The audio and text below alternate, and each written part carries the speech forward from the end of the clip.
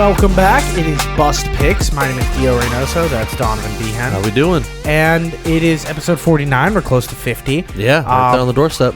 Week 10. Week 10 of the NFL season. This is... How do you feel like in terms of speed this season has gone? No, it's moving quick. I've tried to more savor like the one off the Monday nights and Thursday nights and the Germanys and British games because those are kind of easy to sit and watch in isolation. Thanksgiving is when it... Or not Thanksgiving. Right now is when it hits me of like, oh, we're about to lose college football. Like, we're going to get the playoffs and it's going to be awesome and stuff. But like, regular season college football's done. Teams are starting to pack it up. Players are starting to be like, all right, what's the transfer portal looking at? Yeah. I start to like, Maction is like Tuesday, Wednesday night Maction is like, I'm watching it because I'm like, these are the games I'm going to miss. I'm going to miss a lot in like July. We're also about 20 games into the NHL season right now. We're getting, I think, the fourth or fifth week of the NBA season now. Yeah, and we're getting the tournament, in-season tournament. Yeah, we're getting the in-season tournament. Maybe the Lakers win again. Maybe start the in-season tournament dynasty. That'd be sick. That'd be such a weird claim to fame. If the Lakers won, how many in-season tournaments would the Lakers have to win in a row in order for it to equal one NBA Finals? Give me a real number. 5. My number's like 9. If you win 9 in a row, it's almost as impressive. It's way more impressive than like the Ravens preseason record. I think if you win 5, because it's a few weeks into the season, so it's like your actual teams are competing. Yeah, it's and like everyone gets a bonus. I'm like 5 in a row is like, I know some teams don't take it seriously. Would you hang a banner? I would hang a banner. You would hang a banner after 5. I'd hang a banner after 3. Yeah. If you get a 3 in a row, because at that point, other teams that like say the Celtics, who are like we're focused on playoffs, we're not really worried about this. They have to pay attention now. Maybe instead of rings, they get bracelets. I would think chains. Yeah, all right. I would say bracelets. I think bracelets, but I'm like that'd be awesome if you all like got like a platinum big, like with a one of those chess piece size like in season tournament champion. I think chain, maybe a belt. Maybe a belt would go hard with the big buckle in the front too. Maybe that'd be sick. Maybe something in a bracelet's too small. Like I want something that like you want to make it flashy. You want because like a ring is big when you notice it on a hand, like a championship ring. But like they can diamond encrust like a wrist. Maybe watch. watches. Watch. This watch. That's watch. Yeah. Don, give me a fact of the day. Fact of the day. Just a quick one for today. Sugar Ray Robinson, the boxer, is not the only Hall of Fame athlete in his family. His son is also in the Hall of Fame for roller derby. What? Yeah. Hall of Fame of what? His son is in the Hall of Fame for roller derby. Hall of Fame of what? He's not in the boxing Hall of Fame. No, roller derby, like the skating inside on a ring. Yeah, I was just like, and they were just like, let's throw this guy in there. No, his son is a 2-time MVP, 10-year consecutive streak all-star of international roller derby. I love that. I love that for him. And apparently it was because Sugar Ray pushed his son not to go into boxing. So he went the exact opposite way. He's like, what's the least boxing sport I can play? Roller derby. You haven't seen much roller derby, have you? Is that the one where you bump into each other? That's the one where they throw elbows and you're allowed to fight. It's hockey, but you're going in a circle. I saw the movie with the girls, and I've seen it. Starlight Express. You've seen Starlight Express? Starlight Express. I've seen it. I kind of get the gist of roller derby. Okay. No one's waking up on a Sunday night because they're like, there's a London roller derby game, you know? Like, that's not happening. I was watching competitive marble racing at one point. Yeah, but that was COVID, and we were like, we'll do anything. I watch Filipino kite flying now. That's not fun. That's exciting. No, it's not. That was a great fact of the day, Don. Let's get into replay reviews, where we're going to replay review the games from last week. First game, Thursday night, your game, Ravens, Bengals, 35-34. Bengals did end up covering. Yeah, they did. Don, this was a fun game to watch with you because I started tilting. I did start tilting fully. You did. Can you say these 3 words for me? Sure. Joe Burrow was good. That was 4 words. That was 4 words. You can say one. You can leave out one of those 3 words. No, I mean, Burrow was efficient in that game, without a doubt. He did throw well. Good. He threw good. He threw well. That's all I wanted. Like the stat line speaks for itself. Yeah. The Ravens secondary is Swiss cheese. Yeah. Like the worst actually, statistically the worst secondary in football. Adding Tre'Davious White is 100% was a big need going into this week. Yeah. At the same time, he did it without T. Higgins. T. Higgins hasn't really produced even when he's played this year. To be honest, I'm starting to become a T. Higgins doubter. This is not good for Higgins contract wise. Yeah. But I will say Ravens managed to pull through. Like that's at the end of the day. Like I'm just thank goodness that they won. That's amazing. What do you think about the 2-point conversion play or the call? Do you think that you would have gone for a 2-point there? I would have. I would have made the same goal line call. What I was surprised about is they didn't go to chase with it. Like Jamar has been producing all day. His best game ever. Yeah, and you don't go to him on the 2-point, or you don't come up with a creative. They just did a 2-yard out route. It felt like they were like, we're going to try our best to get to the 1-yard line, try to see if we can get some pass interference here, and then maybe run the ball in at the 1. But they didn't get that. No. I thought there was a couple Fugazi calls, a face mask one. A lot of people. I don't agree with that. A lot of people on the internet were very upset about it. I kind of canceled it out because there was a first down that you will swear on your grave wasn't a catch. That 4th and 10 was a drop. I don't think it was a drop, but I can see it being overturned. If I was officiating that game, I would have said it's not a drop. Okay. Yeah. I think if you watch the replay, that ball comes out to his shoulder. Yeah. He rides it on the ground for a second, and then it comes back in because he rolls it over. I just think he has possession of it before he hits the ground. But you need to hold possession through the ground. But he had already made movement. He took 1 step. Yeah, that's movement. Oh, well, I guess it's a step and a half, right? Or a football move? Football move. But he did make a football move because he leaned forward. They would count that as a football move. No, football move, you have to turn. Yeah, but he did still make... He made a move. That's what they would get. Because if he would have knocked it out, it would have been a fumble. I don't think it would have been a fumble because he didn't. I don't think he had full possession ever. Like I don't think he maintained any kind of possession there. But the face mask call, I mean, if you watch it, the center's pulling the DT down on top of him, so it's like it would have been offsetting penalties at best in my mind. I think the Bengals showed me that they're probably going to be their early losses and their inability to start fast is going to be the reason that they probably missed the playoffs this year. But mark my words, if the Bengals somehow get in, I would be a little afraid. I think the Bengals lack depth. That's their biggest. Yes. But to an extreme. Yeah. Where Trey Hendricks is quietly having the most sacks in the NFL right now. 11. Very good. Do you know how many sacks the number 2 guy on the team has? Has like 2, right? 2. Yeah. And so that's a red flag on this. Hill. Yeah. Jamar Chase putting up insane numbers. And then no one else. No one else. Yeah. It's on Joe Burrow's arm. They're averaging only 80 rushing yards a game. Kind of reminds me of the Carson Palmer Bengals days where it's just really good receiver, really good quarterback, and they're just kind of we're just going to kind of piece together because cheap owner. That's what it is. I'm not worried about this team and when it comes to playoff football because there's no one on the roster. You take away Jamar Chase off this offense, triple cover him, basically do what they did with Megatron. Yeah. What are you gonna do? Joe cannot distribute the ball because there's no one else to distribute the ball to that will win you a game. Giants Panthers, the Sunday morning Germany game.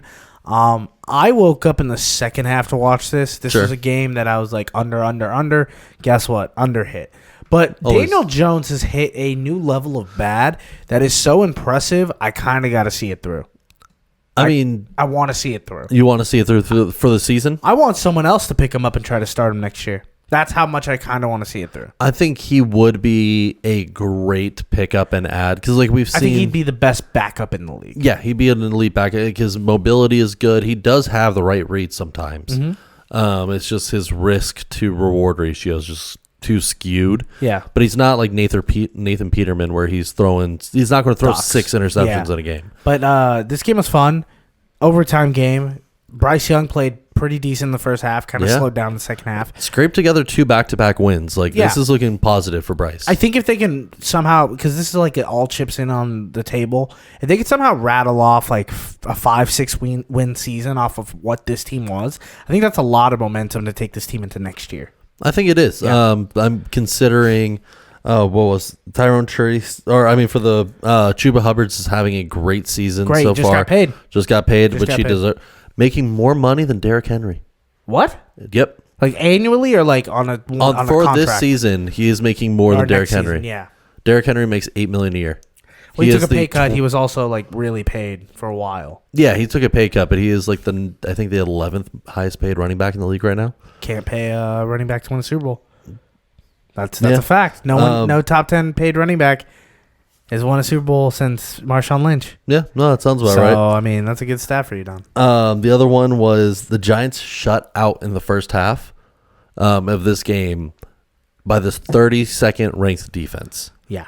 That tells me Brian Daboll is questionable. I think he's hot seated now. Like, he got away with making a great defense and offense, scraping together a decent season, and he's been riding that since. I like Brian Daboll. I think what's happened in New York was bad. His coaching ability that first year, the worst thing they could have done was be successful that first year. Yeah, because it set expectations. Not even that. They were clearly in a rebuilding year, and it.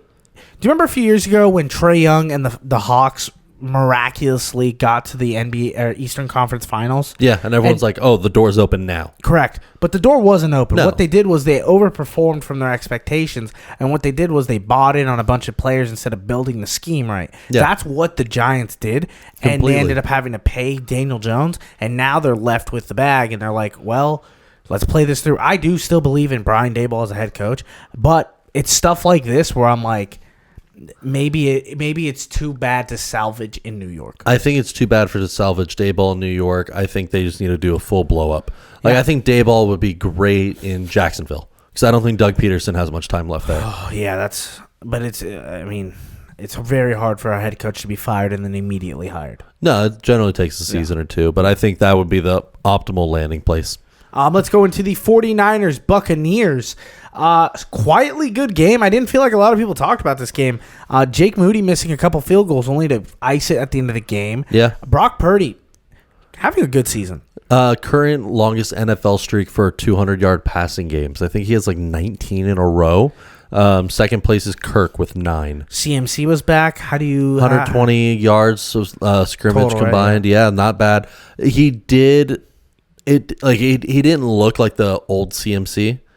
But it's still elite. You could tell it was rust. You could just tell it was rust. It's his first game. He didn't play in preseason. Exactly. So I think give him a week or two to ramp back up, and he'll be the elite level back we know he is. I think by December we're going to be looking back and be like, oh, yeah, that's Chris McCaffrey. Exactly. And the 49ers need it, considering their red zone woes. Like Jake Moody missing 3 field goal kicks in this game. Doesn't matter when you hit the game winner. Doesn't matter when you hit the game winner, but you can't do this against another team. You shouldn't have. If you hit 2 of those, you don't end up in this situation. Exactly. Buccaneers. Buccaneers on the side. Mike Evans comes back after their Week 11 bye. It's a need because Baker does not have a deep ball without him, and it's not Baker. There's no one else to get that deep ball for him. I'm right. I was right in the preseason about what the Buccaneers are. But I'm wrong about Baker Mayfield. I expected a Baker Mayfield regression. Yeah. If anything, he's gotten better than last year. I think this offense, when all the pieces are there, they click. Suits him so well. Correct. But they're broken, and they're losing these close games, and they're now in a spot where they're like, are we going to even make the playoffs? I mean, I think a good part of that, though, is there's no one covering the middle of the field, middle linebacker, back to safeties. That you just get torched. Yeah. Like, they're hurt, but even when they're not hurt, it's just Dean. Essentially, there's no one else to kind of slot in around him. Like, if he gets pulled off to the side on any kind of play, if it's man coverage, no one else is there to fill that role. Yeah, it's bad in Tampa right now, and they need to spend all their draft picks on filling that gap. I think, like, obviously not all. That's hyperbolic, but moving forward, that needs to be the point of emphasis. Wide receiver depth. No, corner and safety depth. Yeah, I think that's going to clearly be their idea of like what they're going to do. Hunter, the safety Winfield, or I forgot. Winfield's over in Atlanta. No. The safety for the Buccaneers is number 3, one of the best safeties in the league. He's been having a really good year too. Yeah. But it's like him and like a bunch of guys who are just getting torched every game. Yeah, it's hard to put up amazing numbers when everyone else around you won't support. Broncos, Chiefs. Okay, so we've touched on the Chiefs maybe being magical. Yeah. And I am a fan of dynasties when it's not the Patriots. I think dynasties in sports is good. It villainizes people that really shouldn't be villainized. They should probably be praised. Most of the time, it creates a really good storyline. Correct. And I'm into sports for the story. I love the sport, but story keeps me going. Yeah. And I want the Chiefs to not only go undefeated and win the Super Bowl now. You're crazy. I want them to three-peat because it immediately does the thing that I have been aspiring and waiting for a long time. It makes the New England Patriots dynasty look less. It really does. Because now they win 4 in 6 years, and they win 3 back-to-back, and not only do they go completely undefeated, but they go undefeated and win the Super Bowl, something Bill Belichick and Tom Brady could never do. It almost immediately makes Patrick Mahomes' debate for GOAT there. It almost immediately makes Andy Reid's ability to be like, I am the greatest coach of all time. It's there.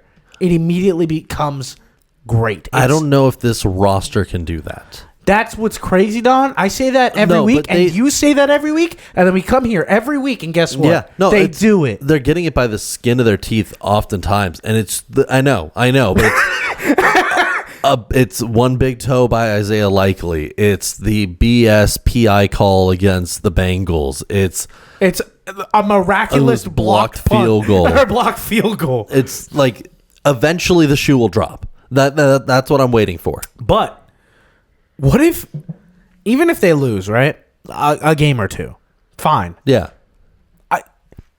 Don, I'm in the AFC. I don't want to play them for the next 2 years. I don't want to touch them. This is the worst they're probably going to be. Well, they're in cap space hell right now. I understand that, but they have draft picks, and they'll just figure it out. Their draft picks haven't been hitting on the offense. Here's the other thing about cap space that no, you could push contracts back. It's not even that. It doesn't exist. It's as I'm reading and learning about cap space, it's an excuse for cheap owners to not pay. Yeah. Historically, yes. The Saints have the most expensive roster, and they just sign players. Marcus Valdes-Scantling is getting paid $4 million this year. They're negative $70 million in cap. Yeah. The Jets are going to cut Aaron Rodgers and need $100 million, and in 2 years, people are going to be like, they might be a sneaky playoff team, and still be eating like $40 million. The Browns are going to cut their quarterback, and they're just going to be like, fine, whatever. And we're going to forget that they're paying all that money because they're going to have money somewhere else. Contracts are fake. No, you're going to see the gaps, especially after a big chunk like Deshaun Watson would do. Yeah. You're going to see the gaps immediately. And it's the reason that, the Chiefs were in the market to go get a receiver. Mm-hmm. They have been since the offseason.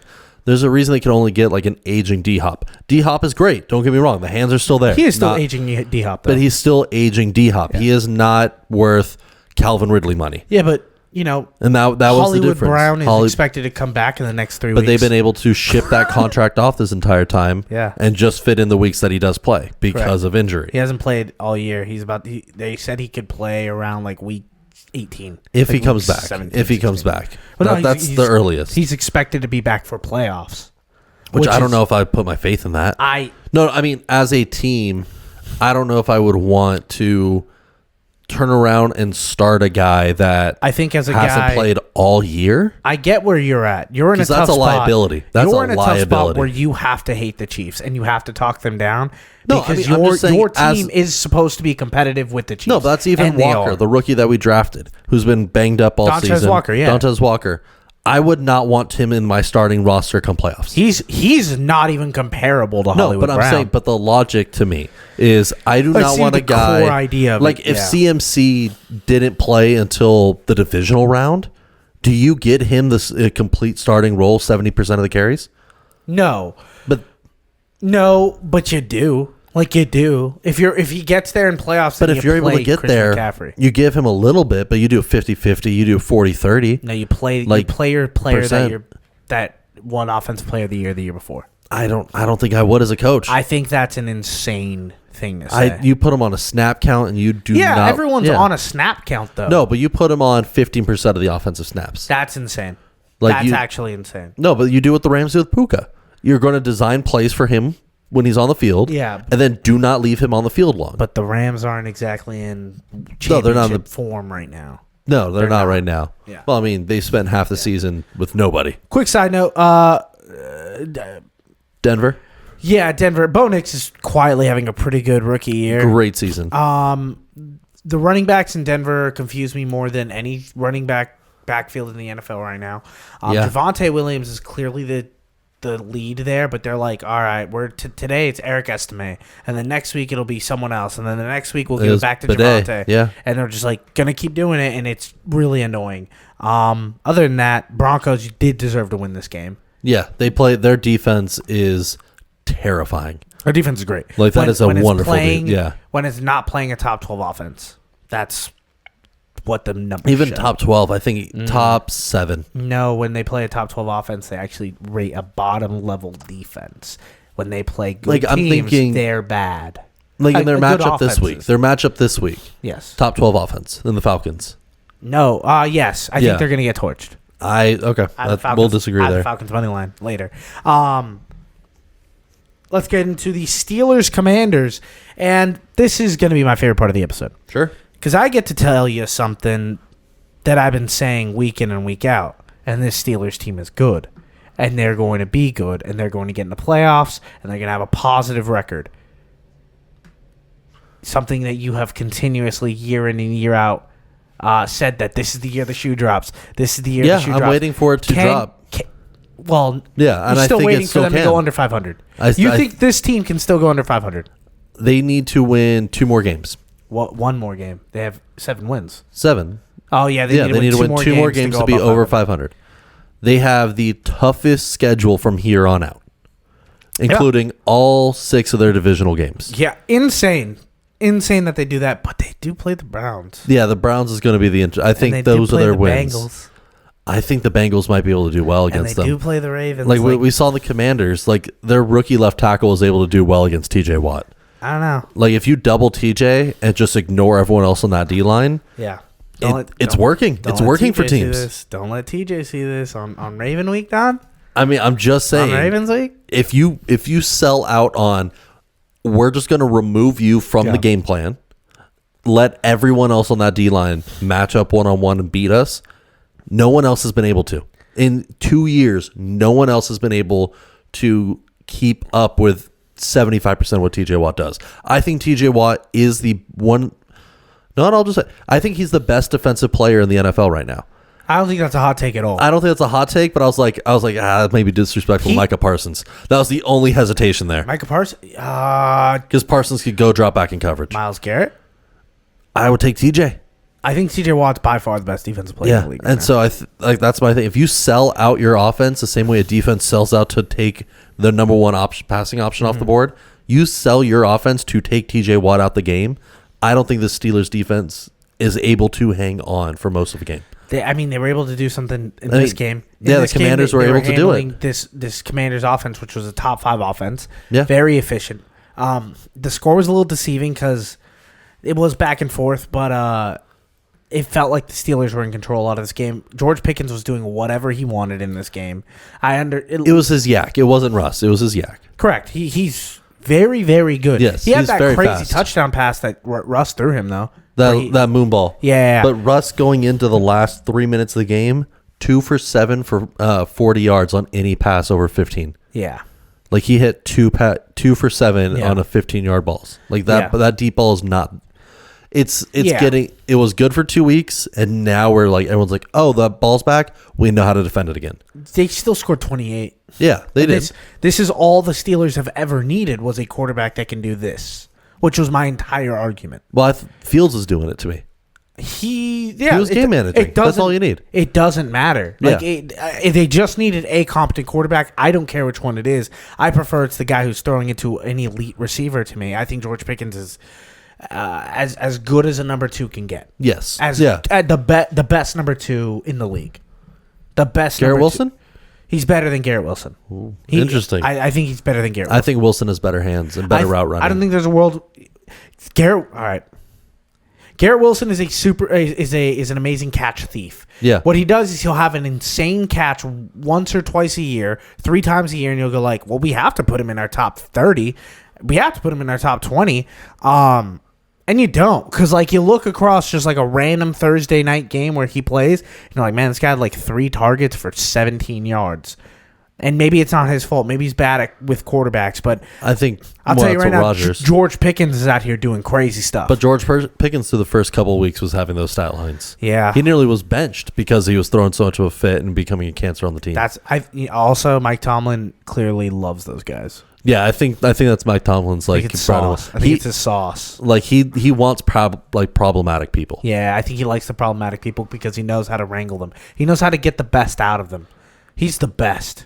I mean, I don't know if he knows how to get the not their best personality, but their best play. Don, he takes the worst people, and makes them so good.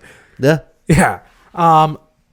Lions Texans. I don't really have a ton to talk about this game. I had the Texans money line, and that really hurt. Yeah, that really hurt. Second time since 2013 a kicker has hit 2 50-yard field, a 50-yard or 2 50 yards in the last 5 minutes of a game. Yeah. And then first time I think in NFL history is a 50-yard and a game winner both in the last 5 minutes of a game. Texans have been not that impressive to me. The offense is stalling. They need offensive line. The O-line's a little rough, but wide receivers. But that's what I think is the bigger issue with Nico coming back. They clearly need him, or they needed Diggs.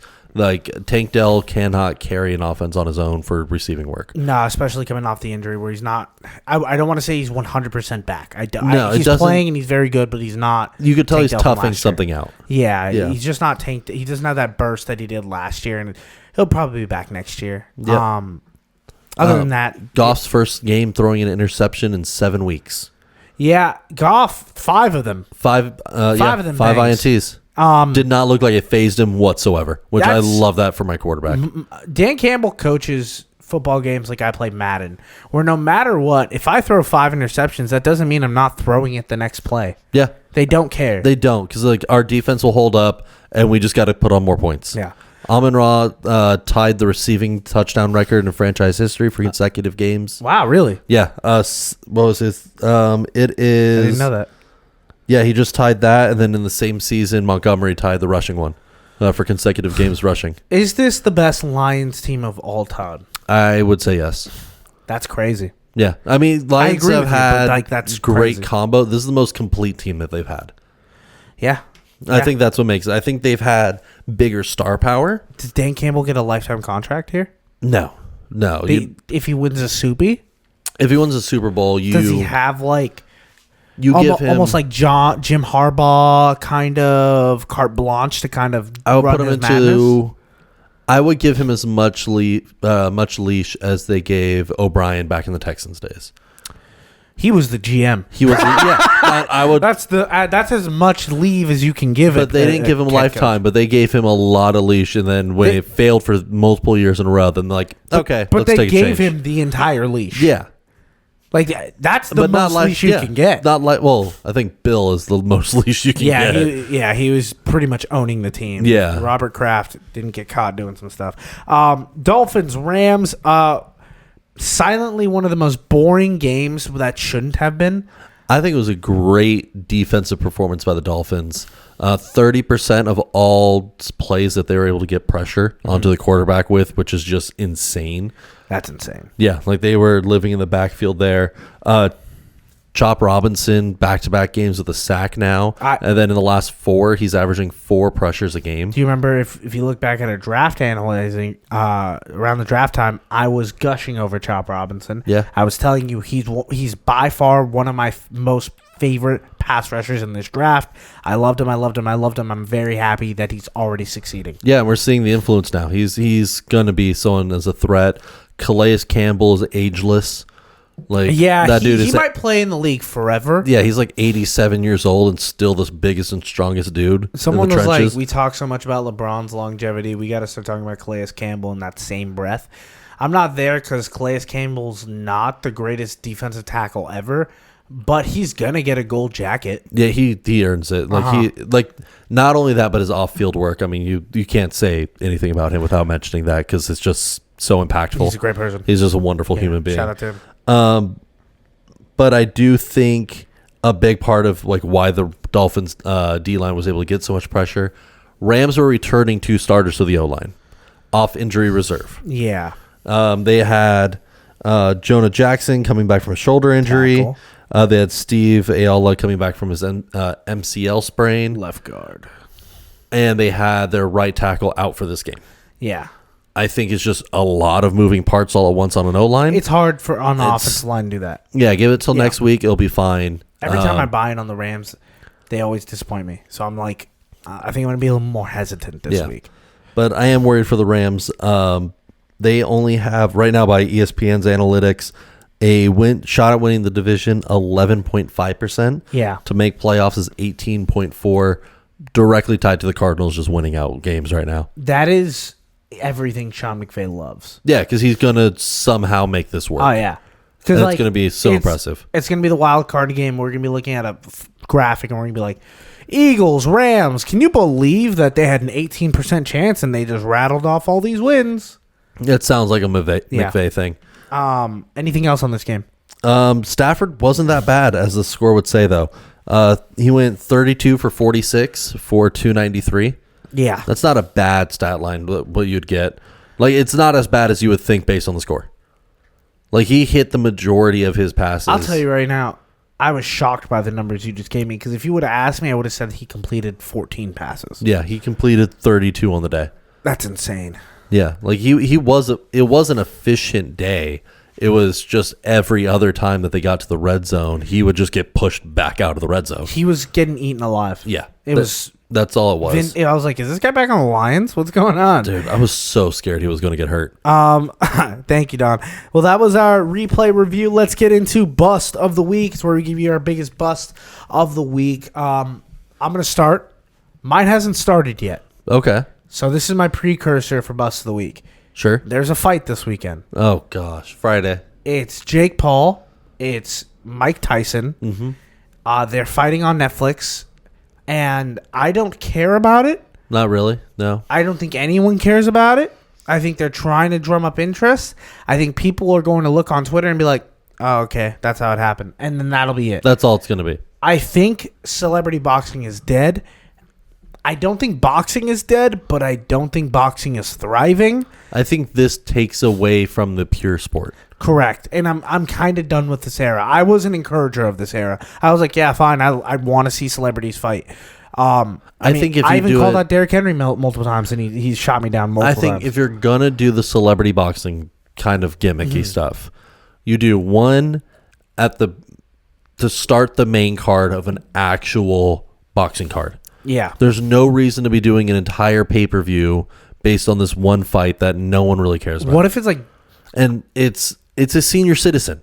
We are watching a guy who calls himself a professional fighter. Yes. Fight a senior citizen. Correct. That is... I don't care if it's the fighter's chance. Tyson still has power. He does, but he's slow. He's slow. He's taking damage. This man has just gotten over stomach ulcers. Question of the day. Sure. But not question of the day. Okay. What age do you feel confident fighting Mike Tyson at? What age would you be like, right all right, now, sign me up? Right your now, body right now? Yeah. When he's 75. Okay. Do you think you can beat up? You think in 70 by the time he's 75, I think he's like 62 right now. Yeah. Do you think by the time he's 75, you'd be able to beat up Mike Tyson? I think if so. he lives that long. Yes. I think you would also be in your late 30s at that point. That's fine. Okay. That's my line. My number's like 84. That's fine. Yeah. But at the same time, I'm not a professional athlete. No, I hear you. Or training as if I was one. Yeah. Yeah. No, it shouldn't happen. This guy is our age. He's younger than us. Yeah, he's younger than us. He's like a year younger than us. And on top of that, if you've read anything about the rules for this fight, they moved to the 14-ounce gloves. So it's the big cushiony pillows. Keep talking. And on top of that, it is also moved into 2-minute rounds. They've shortened the rounds as well because Tyson knows he doesn't have the stamina to keep going. Speaking about keep going, I Didn't think I pressed the record button. We're good. We're good. I was like, what are you doing? It's my one job. Thought I didn't do it. I did it. But thank God. They've skewed I think the only, if you're going to bet on this for any purposes. I'm not betting on this for more reasons. The only bet that I would put down is over 5.5 rounds, which is the over-under for this right now, because it's 2-minute rounds. They're not using real glove. Like they're using. They lowered actually the gloves, and now they have a knockout clause. They want to get knocked out. It's just I don't think it's going to happen. I think it's going to be the typical Paul fight. It'll go the length, and we'll get a decision, or it'll be like a last 2 rounds, and we see. Early Paul fights were electric. He was knocking people out. They weren't fighters. They weren't. No, he knocked out that basketball player. He's not a fighter. Paul spent 3 years training in boxing. Nate Robinson got 4 months. Yeah, it was pretty cool. Like that. I don't care. It's fine. You're starting to buy me back into this Jake Paul guy. That's all I'm saying. I hope not. Who's your bust of the week? Bust of the week for me is the Broncos coaching staff, specifically the special teams coaching staff, for that blocked kick, but for a specific reason, not just the whole Chiefs thing. Alex Forsyth, who is on the left side of the line. Much. No. Alex Forsyth on the left side of that line. He was the guy that got bulldozed and allowed in the block. If you watch him this season, that's not the only time he's been bull rushed like that, knocked over on a field goal. It's the first one that's gotten blocked because of it. But on this season, that has happened to him 8 times because his butt is nearly touching the ground and his legs aren't back. They're wide and interlocking with the guys next to him, so he can't take a step. He just literally go rewatch the highlights of any Broncos field goal. He falls backwards the minute the snap's called without anyone touching him. That's technique issue. That's coaching staff issue. I would hate that to be my special teams. If you know it's a problem where this guy's ended on the ground 8 times this season, that is an issue on your coach. Don, I love you. No, it doesn't matter with the Chiefs. No. It has nothing to do with the Chiefs. I'm putting that aside because it's like if this was any game-winning field goal block. I realized as you were going, I was like, oh, this isn't a Chiefs issue. This is just you being like, rules, technique, be better, and looking at stuff that no one else gave a damn about. No one else gives a damn about rewatching like field goal attempts and extra points. And that's where I'm like, oh, he's the guy who crunches the referee numbers. That's Don. Yeah. We need more guys like you. You help us win bets. But how does a coach not catch this? No, coaches they catch it. Then why? Some coaches have multiple hats. Some coaches have multiple hats, without a doubt. Replace them. I agree. Yeah, like if you're not going to. Maybe Sean Payton, I'm not blaming the head coach. Special teams coach should have seen this. But Sean Payton maybe hires guys that he'd rather hang out with than actually coach with. That might be the issue as well. That's why I'm putting it on the That's why I'm putting it on the Broncos staff because this loss is directly because you ignored a problem that has happened nearly every week this season. Have you come to grips with the fact that maybe the Ravens won't at any point have a shot at the first seed, at the 1 seed? Oh, I don't think we have a shot this season. Yeah. No, I figure we're a 3 seed. Yeah. Let's get into play ball. It's what we're going to go through next week's games. We have 7 games. We're going to give you a bet on all of them. Play ball brought to you by Don's Basement again. Don's Basement. You ever want the worst chicken bucket you've ever had? Go to Don's Basement. Commanders versus Eagles, Thursday Night Football. Don. So there's this thing I've been doing, right? Okay. I make the best bets on Tuesday, Wednesday night, and then it comes to Sunday morning, and I do everything I told myself I wouldn't do. Yeah. So here's my 100% guarantee. For Thursday night's game. I will not take this bet that I'm about to say. I will not. It'll be... You're man in the hatting yourself. Yeah. Okay. There's a man point, in the suiting. There's a point on Sunday night where I will say the Eagles are going to cover 3.5. They will not. The bet is Commanders plus 3.5, but I will tell myself Monday morning, I'll be like, Jalen Hurts is kind of hot, and A.J. Brown is like fully healthy again, and like, maybe the Eagles are a good team. Like, they're a good team. Do you think Marshawn Lattimore starting this week moves the needle at all for you? It does. Okay. I think it means something. Yeah. I think he's really good against bigger receivers like an A.J. Brown. And he's really bad against the really fast receivers like Devontae Smith. I do think the Commanders win this game, especially off of a huge loss against the Steelers. Yeah, B-Rob is going to be healthy. Yeah, they're expecting him to be back because he's been nursing that hamstring. Yeah.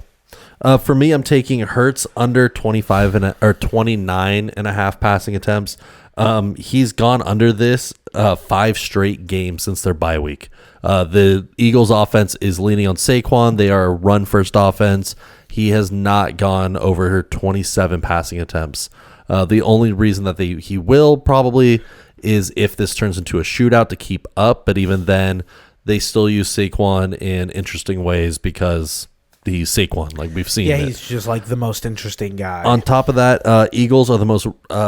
They run the ball 41% of the games when games are within one score of each other. So whether they're up by a score or down by a score, they still run 41% of the time. Really? Making it the most run-heavy offense. They are outdoing the Ravens in run percentage. Ravens are throwing the ball. Yeah, we're throwing the ball a bit more. But and then on top of that, Commanders in the last 6 weeks rank 6th in EPA per drop back. Meaning like every time you drop back against their offense, it actually lowers your expected points added. Mm-hmm. They funnel the run very, very well. They are 24th EPA in rush attempt. And then also Washington has faced the fewest quarterbacks pass attempts in the league with 9 of their last 10 quarterbacks throwing for under 30 passes. So their defense is set up to not throw. It's going to be run funnel. Okay. Like all those stats is this is a run funnel defense and a run funnel offense. What's the number you would take it at its lowest? 27.5 is the lowest I'd go. Okay. Yeah, that like I would do within 1 or 2. 27 is where it starts to feel like this should have been the line for me personally. But yeah, this is going to be Saquon. Hurts is going to get yards on the ground. I don't know his rushing line off the top of my head, but I don't know. That's something I would look into. Something I'd flirt with. I like that. I think this team, the way that they're built, they're going to want to run the ball. They have a good offensive line. Yeah. The Commanders do have a couple guys in the middle of their defense that can stop the run a little bit, but I still think the Eagles are going to do what they do best. Run that damn thing. Yeah. And that's what they do the best. Let's get into the next game. It is the Ravens-Steelers rivalry week for you, Don.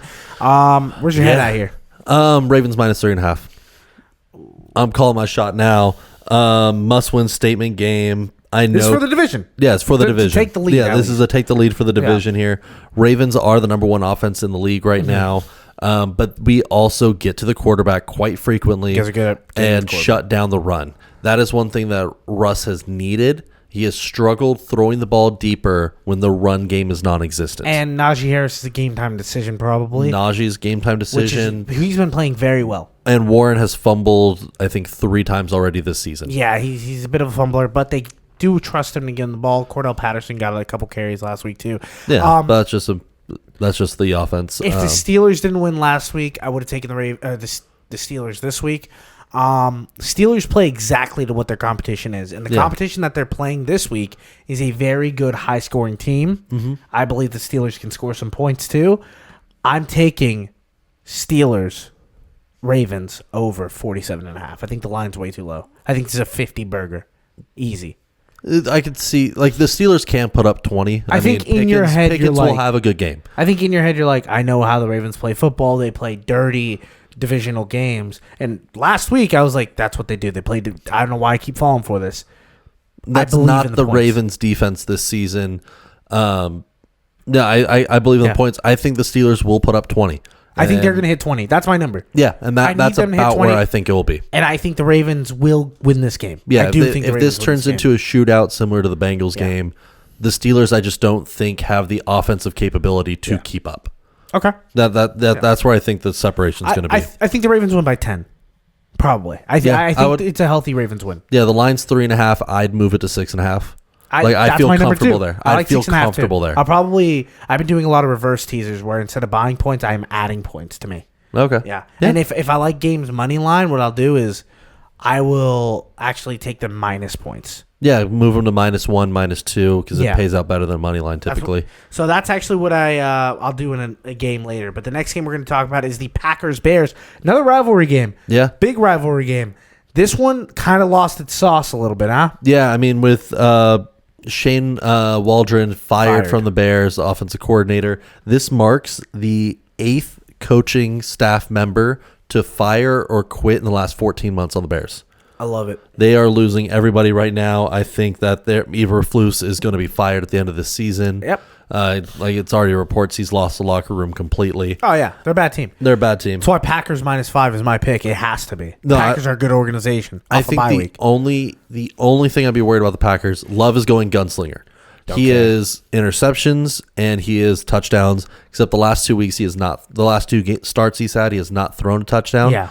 I think we see a reverse in trend this week. Love for 2 touchdowns at least.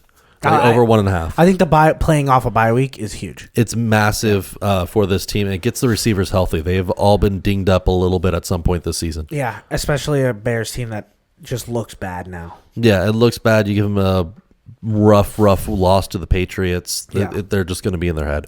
Next game we're going to talk about is the Falcons-Broncos. I think we have the exact opposite take on this. I'm going to go first. Sure. I like the Falcons here. I loved the Falcons last week. Mm-hmm. I bet on them twice. That was a game I moved the line a little bit on, and they lost. I forgot they played an interim head coach, and we always have to take that into effect. First game back. They always get the locker room going. Yep. The Falcons are a good enough team to win this game. I believe in them. I think the Broncos are good. I think their defense is good. I think it's going to be ugly. Yeah. But I talked about it earlier, and I tipped my hat. I think the Broncos' run game is way more inconsistent than what the Falcons have been able to produce. Yeah. And when you ask me who do I think they're going to lean on, I think that run game for the Falcons is serious. I think Bijan showed you last week, hey, put me in that conversation as one of the best. I think the Falcons win this game money line. I like the Broncos a little bit more in this matchup because I think it's only going to be Bijan. Surtain is going to take out London. Kyle Pitts has been very wishy-washy for any level of consistency. I don't know if you know this about the Falcons. Kyle Pitts ain't their number one. No, that's why I said London first. I would say Darnell Mooney is probably the number 2 there. Darnell Mooney's the number 1 on that team. Is the number 1 or Darnell Mooney is really good this year. No, he's very good this year. And but I think this entire Falcons offense is going to be can Bijan get going? Yeah. Which Bijan's great. Bijan is an elite level running back. He deserves to be in the conversation for top 5, in my opinion. I agree.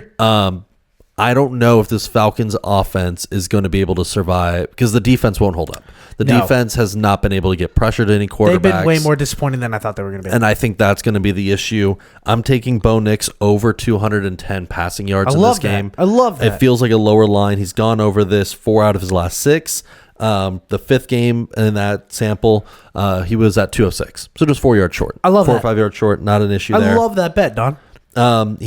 The Falcons are averaging giving up 223 passing yards a game right now and have seen quarterbacks go for over 225 weeks in a row. Their secondary has been very suspect when we see the Broncos are experimenting, moving away from the 3 wide receiver sets that they kept in the beginning of the season, which gave Nix a lot of clean looks, but not a lot of creativity. We're seeing Nix, he's the second leading rusher on the team. We're seeing his legs. We are seeing him deal the ball a little bit more to Dortch. We're seeing that rapport with Sutton take a big step forward. It's no longer just Vele and Franklin. Dulcich. Dortch is Cardinals, thank you. But yeah, we're seeing him get a big, strong report to Sutton for 2 touchdowns last week. The Falcons so far this season have allowed an average of 333 total yards against them. Yeah. And with a Broncos team that doesn't really have a run game, this is going to be on Nix's arm if they're going to keep up. How do you feel about this? Because from the beginning of the year to where he's at now, you've kind of changed your tone on Bo Nix, where you're like, you don't think he can stretch the ball out in that way, and you thought he was more of a dink and dunk guy. He's clearly shown that he's willing to throw that ball down the field. No, he has shown immense improvement. Yeah. I think it was what he was doing in Oregon. It was 5 yards and below. That's the college offense. That is college offense, but that's what Sean Payton implemented him for the first couple of weeks was let's get Franklin short, like short passes. Let's get Vele short passes. And it was kind of that dink and dunk. Mm-hmm. But now that they're no longer doing the 3 receiver set, they're doing 2. They're doing play action. They're doing more bootlegs. They're moving. They're utilizing Nix's legs a lot more. I think that's where that confidence of, I have Sutton, who's one of the best possession receivers. Yeah, we have a dog here. Yeah, let's get him the ball more frequently. And silently one of the best red zone targets in the league. Yeah, I think he is. He's a great jump ball, strong hands. Last year he was just scoring. Yeah, and this year he picks up at the end of this season. We continue to see the trend. Chiefs Bills. Some would say the best game of the week. I think I'm way more excited to watch the Steelers and the Ravens play. But I am very excited to watch this game. Well, this is for not directly, but it is almost for first place of the AFC. Correct. In Buffalo, I was sitting there and I was like, when I was looking at the lines, I was like, okay, I'm taking Buffalo here. They're going to be underdogs. I really like them. And then I noticed they're not. Mahomes 2-point underdog. 2-point underdog. And then I had a Vietnam flashback where me and you... Mahomes money line done. That's my entire analysis of this game. Yeah. Keon Coleman's already been ruled out. Mahomes money line. Mahomes money line auto lock? Like I hate it. I want to be wrong. No, I want to be wrong. Lose my money. I want the Bills to win this game. Yes. Because they need to win this game. Yes. Like morally. Because if they lose this game, I think their season's over probably. They are the voodoo dolls for the Chiefs. Like, whatever the Chiefs' bad luck, curse, energy, whatever gets them to do, whatever they're doing, the dark powers, they take it out on the Bills. It's siphoned directly to them. It's just only to Buffalo. Bad vibes. So I'm rooting for the Bills. I am cheering for the Bills. I am betting on the Chiefs. And Josh Allen kind of got his sloppy bad game out on the Colts last week where he was just like turning over the ball a little bit in the first half. Yeah. He can't do that against the Chiefs. So he got that out of the system. He's going to have a great game this week. But I still am like, it's the Chiefs. Yeah. Moneyline Mahomes. Like, that's what that's we're going to make money that way. Yeah. And it's like plus money. It's plus 110. Like, I'm taking it. Yeah. I cannot not see myself taking that line. Bengals Chargers Sunday Night Football game that if you would have asked me in the beginning of the season, I would have said, we're here now. This has all the playoff implications. This means a lot. This game's means really so impressive. much. I think the Chargers are a better team. Yes. I think the way Harbaugh's got these guys going, I'm cheering for these Chargers team. This is not at all where I thought they'd be. Herbert's playing at a level where, like, he's good. Yeah, he's dealing. Quentin Johnston's taking a massive step forward after he was left for dead by a lot of fans. There are silent MVP rumors going for Herbert. And I know it's so loud because Lamar's clearly MVP right now, but I think Herbert's comeback player of the year. I think Herbert's got some noise where if like there's a little falter in the Lamar game, maybe they lose 3 games this year. And Herbert kind of continues to take this team to where it's at. It wouldn't surprise me. They'd be like, we already gave it to Lamar last year. Let's give it to this guy. Yeah. A guy that we clearly want to prompt up in a big market on a team with a big head coach. I'm really happy for the Chargers saying that. I'm taking Bengals money line. I think November, they should have beaten the Ravens. I understand that the Ravens are a better team. I think they should have beaten the Ravens. This is the Bengals November. They are very good in November. I think they got their one which was the Ravens, who is a legit Super Bowl team. I think they beat this team. I'm taking Joe Burrow under 266.5 passing yards is where his line's at right 266? now. 266.5 is his line right now. I'm taking the under on that. Burrow has played 3 top 10 pass defenses on the season, 5-point loss to the Commanders. He did have the win against the Giants and then a 20-point loss to the Eagles. Mm-hmm. Chargers right now, the 7th best touchdown red zone defense for touchdowns, 9th best in total yards, 2nd best just red zone defense overall right now. And that has been the Bengals' Achilles heel. They cannot convert touchdowns in the red zone this season. Yeah. They don't have the ground game to do it.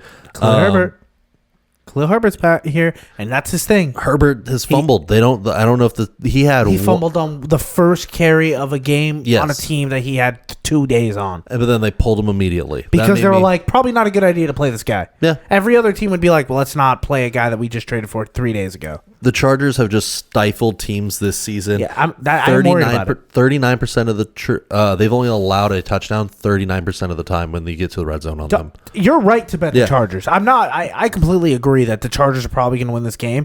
I look at the numbers across the board, and the large sample size shows me the Bengals are really good in November. Yeah, I mean at the same time though, this season Burrow hasn't cleared 245 passing yards 7 out of the 10 games he's played this year. And 266 is the line. 266 is the line. Out of the 3 times he's cleared that line, 2 are against the Ravens, which we see how those games go. Yeah. And then the only other time was against the Commanders where he lost as well. Otherwise, who is a bad secondary? They went and traded. They went and tried to upgrade the secondary. They are playing one of the premier secondaries in the league. Asante Samuel Jr. And then they are also playing an offense who likes to go slow, likes to grind out yards. Gus Edwards is back and looks like he has juice. Whatever was nagging him in the beginning of the season before they shut him down, he's over it. I think the Chargers are going to play the smash mouth way that they like. Mm-hmm.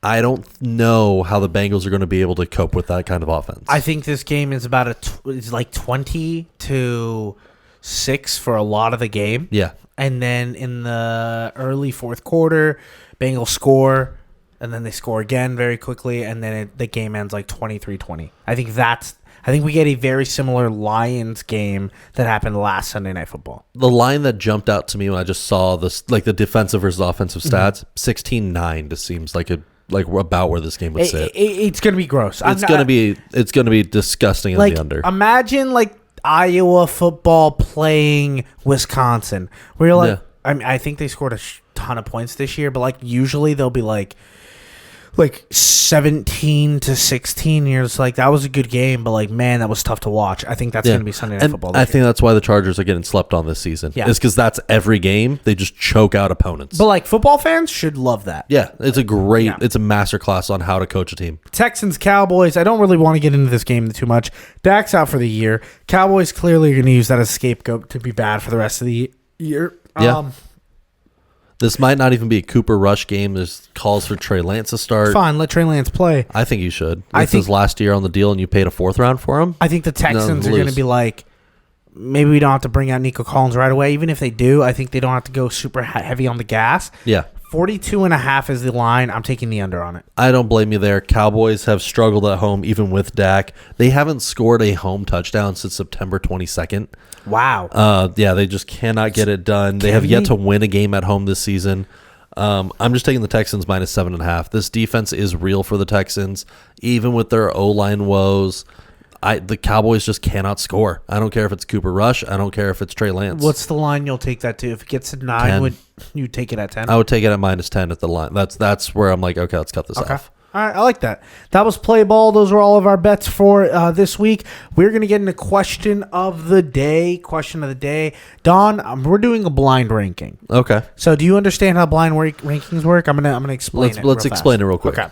So blind rankings are simple. What I'm going to do is I'm going to give you a few names out of 5. You're going to rank them on a scale from 1 to 5, and you're going to put them in that order. Okay. 1 being best, 5 being the worst. Sure. The trick is you don't know the next name that's coming up. Oh, you feel me? And you can't rearrange it. Once you put them in that spot, that's where I got to live. At. Ready?